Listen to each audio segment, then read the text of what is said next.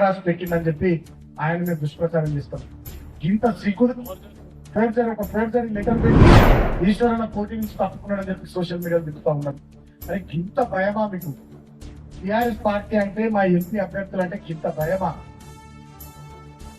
యుద్ధం ఎన్నికలైనా పోరాటమైనా పేరుగా ఉండాలి. కొట్లాడితే దమ్మున కొట్లాడాలి. ఈ రండ రాజకీయమైనా నాకు అర్థం కాదు.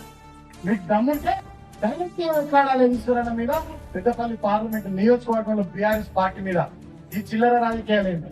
ఇవాళ ఈ పార్లమెంట్ నియోజకవర్గ ప్రజలంతా నిర్ణయించుకున్నారు. అనుభవమైనటువంటి వ్యక్తి కొప్పుల ఈశ్వర్ గారు. అడిదిక్కున్నాడేమో ధనవంతుడు, ఇటు దిక్కున్న ఈశ్వరన్న గుణవంతుడు.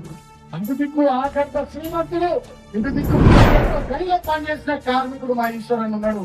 అటు దిక్కు ధనవంతుడు ఉంటే ఇటు దిక్కు ధనవంతుడు, అటు దిక్కు పిల్లగాడు ఉంటే ఇటు దిక్కు చాలా సుదీర్ఘమైనటువంటి రాజకీయ అనుభవం ఉన్న పెద్ద ఆయన ఇటు దిక్కు పార్లమెంట్ అభ్యర్థిగా నిలబడి ఉన్నాడు. అటు దిక్కు కోటీశ్వరుడు ఉంటే ఇటు దిక్కు సౌమ్యుడైనటువంటి మా ఈశ్వరుడు పోటీలో ఉన్నాడు. కాబట్టి పార్లమెంట్ నియోజకవర్గ ప్రజలు ఇప్పటికే ఒక నిర్ణయానికి వచ్చారు. ఈశ్వరన్నను బీఆర్ఎస్ పార్టీని నియోజకవర్గంలో గెలిపించాలని తీర్మానం చేసుకున్నారు.